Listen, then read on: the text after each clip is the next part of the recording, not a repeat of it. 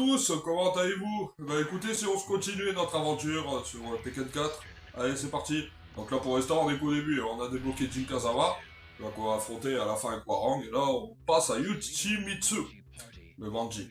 En tant que leader du parti Manji, Yoshimitsu se consacra à la cause des réfugiés politiques, toujours plus nombreux à travers le monde, et en leur faisant parvenir des vivres, en leur assurant une assistance médicale et en faisant construire des abris. Malheureusement, dû au manque de moyens et de bénévoles, Yoshimitsu doutait quant à la pérennité de son organisation.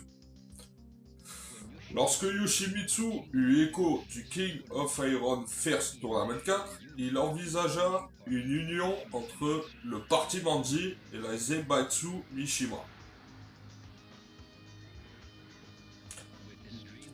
Avec ce rêve en tête, Yoshimitsu décida de s'inscrire au tournoi immédiatement. Hein? Il devait battre Heihachi Mishima à tout prix. Normal, vous allez me dire. Ouais. Du coup voilà, on commence. Alors, Yoshimitsu contre Jin.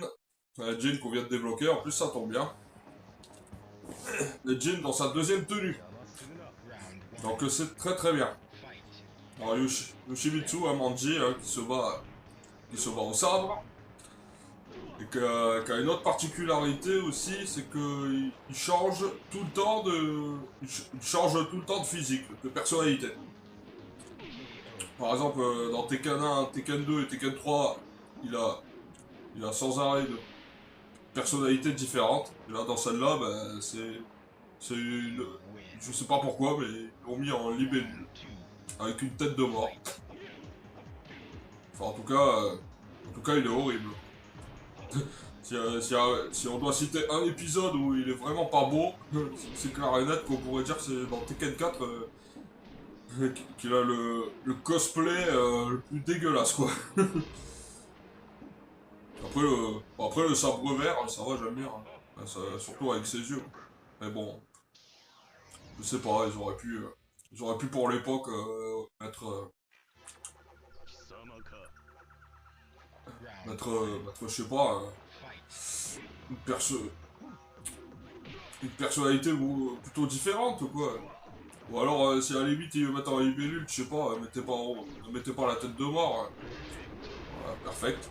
Non, ils auraient pas dû mettre la tête de mort, je sais pas, au moins mettre une tête, genre peut-être un peu ressemblante aux trois, quoi.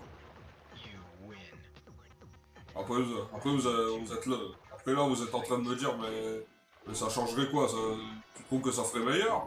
Alors non, peut-être que ça ferait pas meilleur, mais au moins déjà, ça serait moins des... Enfin déjà, ça serait plus propre, ça serait moins dégueulasse. Parce qu'il n'y a pas que moi qui... Y a pas que moi qui le dis là, qu'il est pas bon. Il y en a plein, hein. Vous vous rendez compte que même dans le 5, il aura une personnalité beaucoup plus respectée aux 3 quand même. Et que là, pas du tout, quoi. Mais bon. Bon, là, c'était l'époque, après. Maintenant c'est fait, hein. Bon. Un jeu PS2, ça va pas faire une mise à jour, où ça y est, on va changer, là. Où on aura la possibilité de changer la personnalité d'un perso, quoi. Oh, le PNJ qui s'est pris un coup de sabre. Hein. J'espère qu'il a rien. Non, je déconne, c'est une déco en vrai.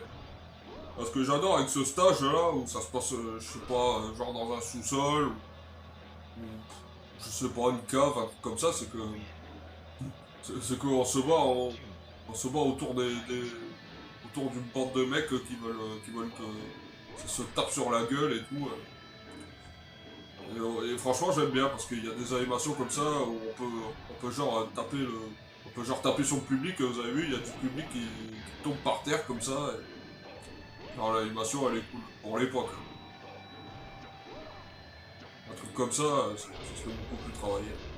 Parce que c'est ça que j'aime bien avec ce stage, c'est qu'on peut toucher le public là. Ça donne un petit côté réel, mais vraiment léger. Après c'est dommage que dans le ralenti, ils ne le mettent pas. Mais bon. Hey King! Le King qui nous attend à l'aéroport. En parlant de PNJ, là, on voit la nôtre, en train de nous encourager dans le fond, là. Allez-y, cassez-vous la gueule.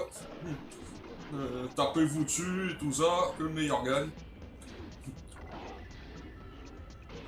Non, franchement quand je vois les animations comme ça, le graphisme, je trouve que quand même pour une époque quand même de PS1, 2001, 2002 quand même, ils ont fait un boulot remarquable dans le coup à l'époque. Ils avaient compris que vraiment on était en train de changer, on était vraiment en train de changer d'air. Hein. C'était console next-gen à ce moment-là,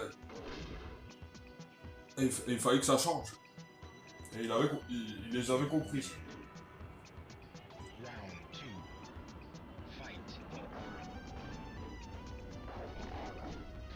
Parce que quand on regarde, quand on regarde de plus près, les amis, il y a quand même quelques jeux PS2 de l'époque qui restent toujours aussi beaux, même encore plus beaux que, je sais pas, une PS3 ou même un jeu d'aujourd'hui, quoi, qui n'a pas pris une ride, on a l'impression qu'il n'a pas vieilli du tout.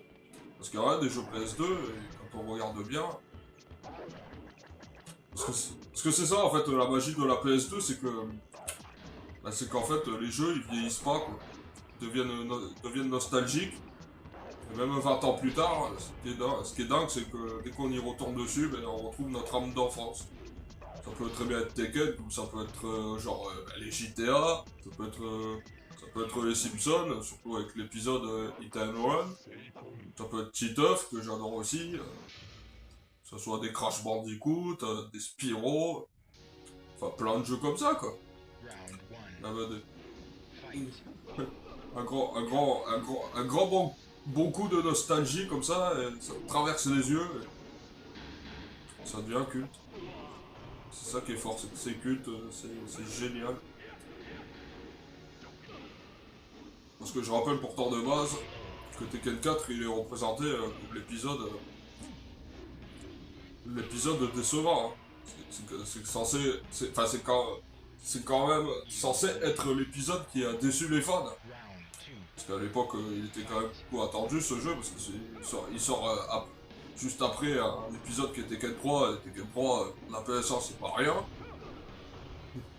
C'était vraiment C'était vraiment le jeu de baston des années 90. Et celui-là, quand il sort juste derrière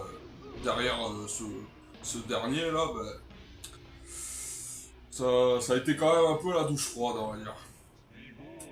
Les gens, les gens étaient déçus, ils le trouvaient pas, ils l'ont pas trouvé mauvais, hein. Mais c'est juste qu'ils ont été déçus. Il y a quelques trucs ils ont pas retrouvé, ils ont pas retrouvé de neuf, ou c'était peut-être un petit peu triste, une histoire comme ça. Non, c'est assez particulier. Ouais. Oh merde. Ouais, en fait, je me baissais. Ouais, je me baissais et tout comme ça parce que je voulais en fait, tourner derrière lui là, pour esquiver le point. J'aurais dû appuyer sur la flèche du haut. J'ai plus l'habitude de le faire par le haut que le haut. Voilà, j'y arrive, mais quand je l'ai en haut, là, vous avez vu, c'est plus rapide. Du coup, ouais. Et... Qu'est-ce que je peux dire d'autre?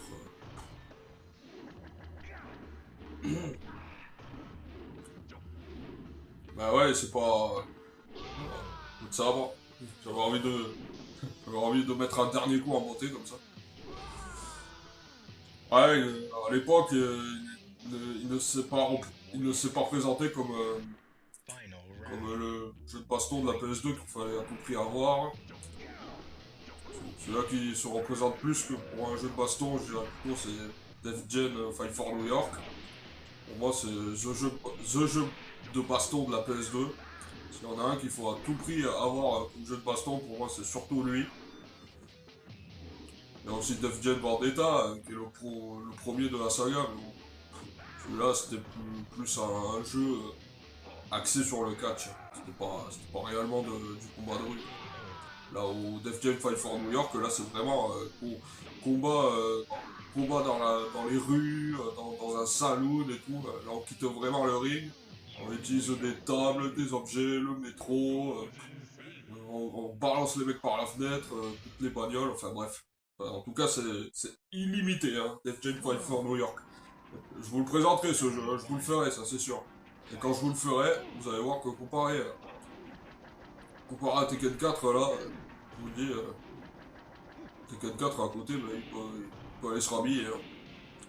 Parce qu'il ne le surpasse absolument pas du tout. Même le 5, il ne bat pas, il ne bat pas Def Jam. Ok. Voilà. Il commençait à me saouler là. Le boxeur britannique. Là. Si vous avez reconnu, hein, c'est Steve Fox. Steve Fox, boxeur britannique. Hein, lui c'est pareil, je reviendrai en détail. Mais pour vous raconter l'histoire, eh ben, Steve, il participe pour la première fois à ce tournoi. Parce que... comment dire parce que... je vais pas rentrer trop dans les détails, mais en fait, on cherche son identité, en fait. Il lui faut des réponses à Steve, et du coup, c'est pour ça qu'il est présent.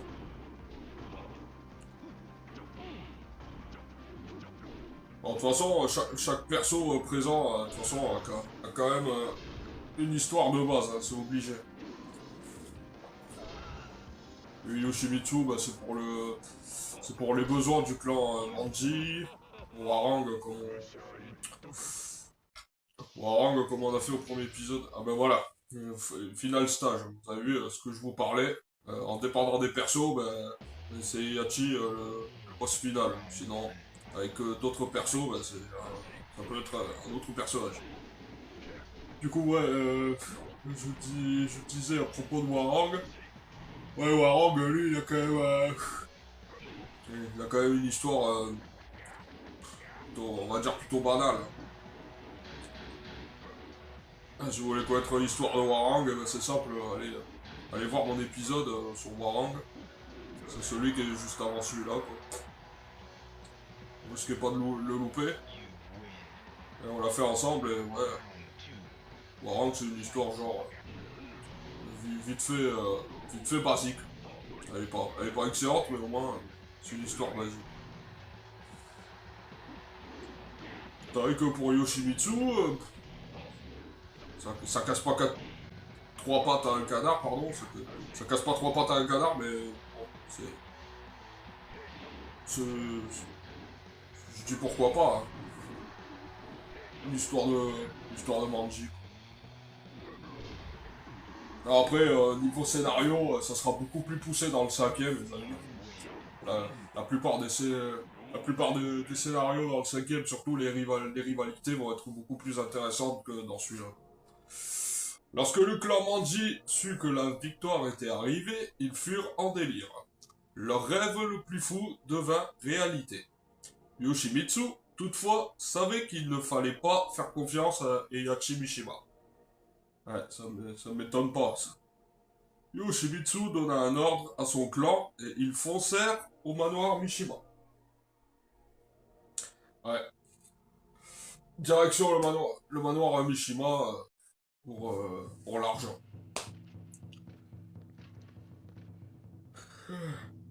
Tu as peut-être gagné le tournoi, mais je ne laisserai pas les Manji succéder à Zaibatsu Mishima. Vous les Manji n'êtes qu'un tas d'artistes ratés. Vous incitez les masses populaires avec de fausses promotions et vous vous mettez en travers de notre route. Ceux qui suivent le chemin du diable seront jugés un jour. Quelqu'un a pénétré dans le coffre du trésor. Monsieur les Manji ont enlevé le coffre avec un hélico. Quoi? Toi! Tuez-le! Ah, ça sert à rien qu'il continue à tirer, les balles elles traversent même pas. Attrapez-le! Je te maudis! Ouais, tu peux le maudire pendant longtemps, de toute façon, tu peux pas le choper. Du coup, voilà l'histoire. Ben, Yoshimitsu, il a pris le coffre avec un hélico pour les manger, et du coup, il s'est barré. Du coup, voilà, ah, du coup, voilà, c'était l'épisode de Tekken 4 avec Yoshimitsu, et bah, écoutez, on se retrouve pour le prochain perso. Allez, salut!